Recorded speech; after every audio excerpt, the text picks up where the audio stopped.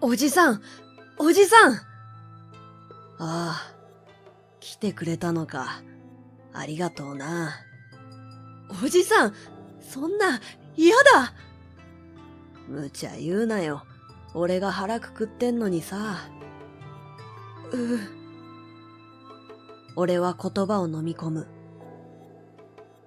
おじさん、ありがとう。言葉はするりと口からこぼれた。そうだ。俺が本当に言いたかったのはいつだって感謝だ。俺のことをいつも可愛がってくれて、守ってくれて、ありがとう。困らせたこともあった。分別のある年なのに子供みたいに八つ当たりしたこともあった。それでも俺を見限ることなくそばにいてくれた。少しずつ恩返しができるようになってきたのに。そんな顔するなよ。というおじの声で目線を上げる。目から涙がこぼれた。なんでわかるんだよ。見えないくせに。罰が悪くてごまかすように答える。おじが笑った。心電図の音の間隔が少しずつ開いていく。もう本当に残りわずかなのだと思った。おじさん、ありがとう。俺の人生におじさんがいてくれて本当によかった。きっと最後だと思った。今伝えなければ一生後悔する。大好きだよ。本当の父さんみたいに思ってた。握っていた手が少し動く。もう声は出ないらしい。ありがとう。おじさん。本当にありがとう。涙でぐしゃぐしゃの顔で最後まで感謝を伝えた。心電図の波がないでピーという機械音が病室に響く。医師が死亡を確認して時間を告げてくるのを俺はほうけて聞いていた。数分後、バタバタと俺の家族が来た。その第一声に俺はショックを受けた。やっと旅立ったか。父はそう言った。まるで嘲笑うように。そして俺を見て言い放つ。足を引っ張る兄さんともども哀れだな。病院にそんな作業着で。まさかそんなことを言われると思っていなかった俺は驚いて目を見張る。これで完全に縁も切れるな。兄が俺に言う。俺は拳を握りしめた。そんなに俺のことが嫌いだったのか。こんなおじの死に目にまで罵るほどに。俺のことはいい。けれど、おじさんは一度もあんたらの悪口なんて言わなかったぞ。俺は誇りに思うよ。おじさんに育てられた自分を。それでも亡くなったおじに向かって非礼な言葉を放つ両親たちにあまりに腹が立った。そんな死んでよかったみたいに、と悔しい気持ちでいっぱいになる。けれど、ここが病院であることを思い出して歯を食いしばる。ニヤニヤとおじの遺体を眺めるようにする両親が本当に嫌だった。もう出て行け。それは俺が中学校に上がってすぐのことだった。進学校に上がった兄の制服に俺はつまずいて持っていた麦茶をこぼしてしまった。慌てて謝ったけれど両親は許してくれなかった。もともと兄を溺愛する俺の両親はあまり俺のことが好きではないようだった。けれど俺はなかなかそれがわからず、俺が出来が悪いから、うまくできないから厳しくされているのだと思っていた。必死で努力したし、兄の真似もした。けれど、何をやってもどうしても、両親の愛情が俺に向くことはなかった。そんな時に起きた決定的な事件だった。俺は家を閉め出されてしまった。必死にドアを叩くけれど家に入れてもらえない。お腹も減って途方に暮れた時に、ふっとおじのことを思い出した。おじは父の兄だ。かなりの弱視で整体師の仕事をしている。父とはあまり仲良くないようで交流はほとんどなかったけれど、法事などで会うおじの物静かで、けれど温かな雰囲気をなぜか急に思い出して、俺はおじの家へ向かった。近所というほどではないけれど、2時間くらい歩いたところにおじの家があって、夜遅い時間だったけれど、急に訪ねた俺に嫌な顔もせずに、おじは家にあげてくれた。大したものはなくてごめんよ。と、簡単な食事を出してくれて、俺はその料理に手をつける。豪華ではない。むしろ本当に質素なお味噌汁とご飯とおひたし。それでも温かくて美味しかった。ご飯を食べながら俺は泣いていた。美味しいかいと聞かれて、鼻声なのがバレないように、美味しいと答える。俺は子供で泣いているのはバレていないと思っていた。けれど今思えば気づかないふりでいてくれたのだろう。おじは何も言わずに泊まっていくかいと聞いてくれた。俺は自宅のドアを思い出した。泣いて叩いても開けてもらえなかったあの扉。それは俺に対する両親の心そのものだった。泊まってもいいと尋ねると、いいよと言われて胸をなで下ろす。その晩、おじは父に電話をしていたようだった。翌日、俺の家族が来た。俺は迎えに来てくれたのだと思って喜んだ。けれど、それは大きな間違いだった。今日からここでお世話になりなさい。あなたがいるとお兄ちゃんの邪魔になるから。そう言われて、両親は俺の荷物をおじの家に運び込んだ。唖然としてそれを見つめる俺。そんな俺に兄が言った。人生終了だな、と。その日、俺は両親に捨てられたのだった。最初の数日間はなかなか現実を受け入れられなかった。何も悪くないおじに八つ当たりもしたし、悪態もついた。けれどおじはそんな俺に怒ったりせず、根気よく相手をしてくれた。大丈夫だ。しんちゃんの人生は終わってなんかいない。これからいくらでも可能性があるよ。と言って。俺がどんなに無礼な態度をとってもそんな調子だったから、途中からおじに当たるのが馬鹿らしくなってしまって、それからは反抗的な態度をとることもやめてしまった。そしておじを観察するようになって、俺はおじに興味を持つようになる。大手の有名企業で働く両親とは全く違うその暮らし。実家の華やかな両親を思い出す。旅行に行ったり、美味しいものを食べたり、洋服を買ったり、車を買ったり。とにかくきらびやかに過ごす彼ら。いつも誰かと比べて、その人より良いものを、素敵な暮らしを、と競うようにしていた。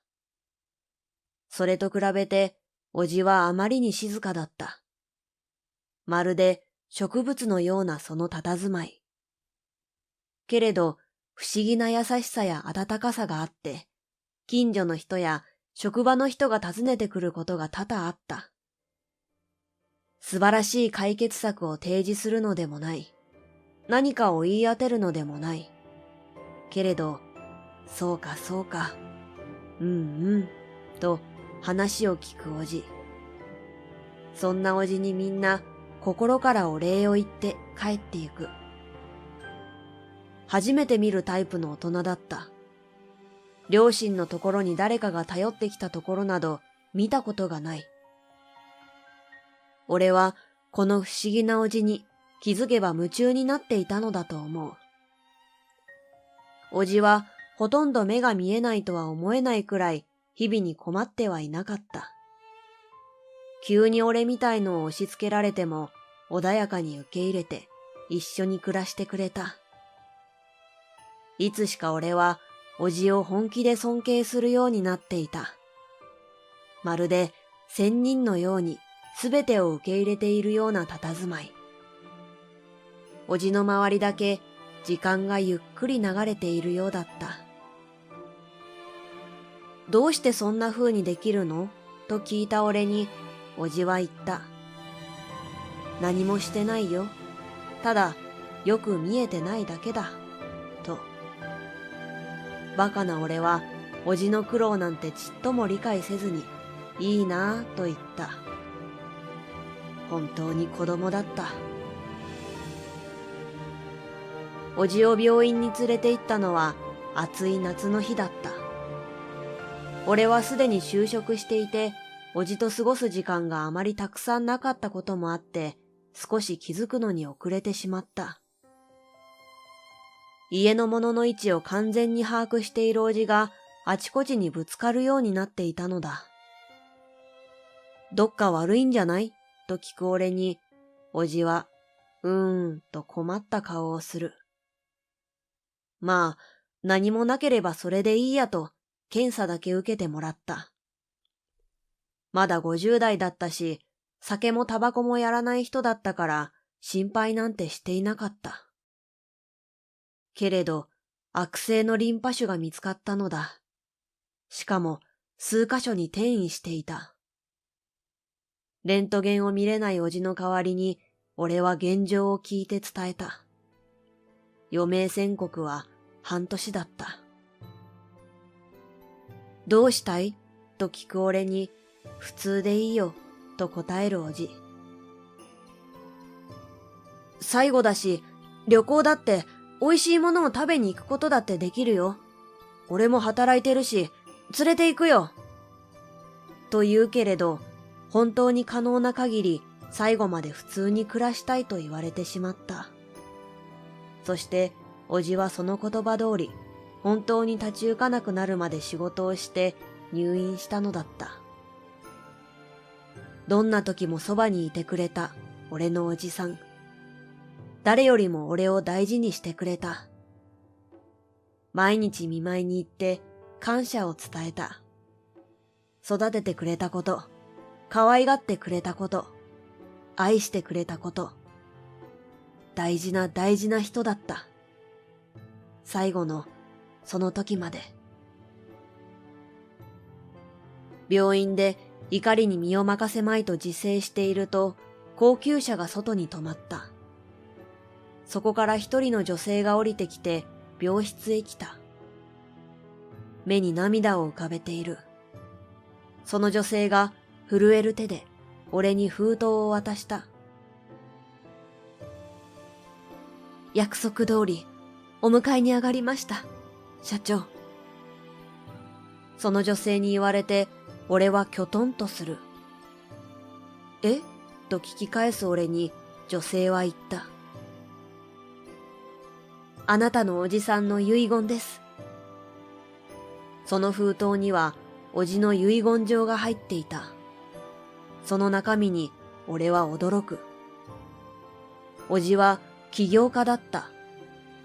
もちろん整体師の仕事もしていたけれど、目の見えない人のための点字翻訳の仕事や点字通訳の仕事を仲介する会社を起こしていたのだ。目指す人が多い職種ではない分、間口は狭く、けれど政府や福祉の仕事が多く、かなりの資産が築けていたそうだ。そして自分の死後は俺にその会社を継がせると遺言状に書いていた。俺なら目の見えない人の気持ちを理解して寄り添うことができるから、と。私は彼の秘書でした。そういう女性に俺はお礼を言う。きっと最後までおじを支えてくれたのだろう。社長はあなたが作業療法士になったことをとても喜んでいました。うちの甥っ子は本当にできた子で、俺みたいなのを面倒見てて、そのまま困っている人を助ける道を選んじゃうくらいのお人よしなんだよ、と言って。ああ、そんな風に思ってくれていたのか。余命宣告を受けてから急いで遺言の作成を始めて、新一が困らないように幸せに暮らせるように最後まで頑張らにゃな、と。俺は鼻から息を吸い込んだ。おじさん、なんでだよ。お金たくさんあったなら、もっと自由に生きられたじゃんか。それこそ美味しいもの食べて、楽しいことして、なんだってできたのに。社長はあなたと一緒に暮らせて本当に嬉しかったそうです。子供なんて一生持てないと思っていたのに、俺みたいなのに懐いてくれてさ。神様がくれた甥っ子なんだ。本当にありがたいよ。幸せな10年だったな。本当の息子みたいに思ってたんだよ。と、いつも私に言っていました。そんな、俺だって、おじさんがいてくれて、本当に幸せだった。急に、俺みたいなお荷物を押し付けられて、なのに可愛がってくれて。俺、おじさんがいたからこんな風に生きられたんだ。なんで、生きてるうちに言ってくれないんだよ。そしたら、俺だってもっと恩返しできたのに。さあ、これからはあなたが社長です。やってくださいますね。封筒を受け取って眠りについたおじを見る。それは、おじから俺への命のバトンのように重かった。1年後、俺は作業療法士の仕事をしつつ、おじの会社を継いでいた。受注がたくさんあるわけではないけれど、生きるのに十分の収入ではあった。けれど、俺は作業療法士の仕事を辞めなかった。やっぱり、現場で誰かの役に立つのが幸せだったのだ。俺の家族は、おじさんの遺産を俺がすべて相続したこと、そしてその金額に驚いていた。実は両親はあんなにいい会社で働いているにもかかわらず、浪費癖があるせいで暮らしは自転車操業状態だったらしい。何度か俺に分配を要求してきたけれど、足を引っ張っちゃうから、だったり、縁切られちゃったし、と関わりをやんわり拒否していたら、もういいと言われてしまった。まあ、元気みたいだし、本当に困った時に助ければいいかと構えている。お盆だったので、俺は墓参りに行った。ちまっとしたお墓で、本当に遺産があんなにあった人とは思えなかった。それでも、たくさんのお供え物があって、多くの人が墓参りに来たとわかる。こんな人になりたい。俺のコンパスはいつもまっすぐにおじの方を指している。青い空に鳥が直線を描いて飛んでいった。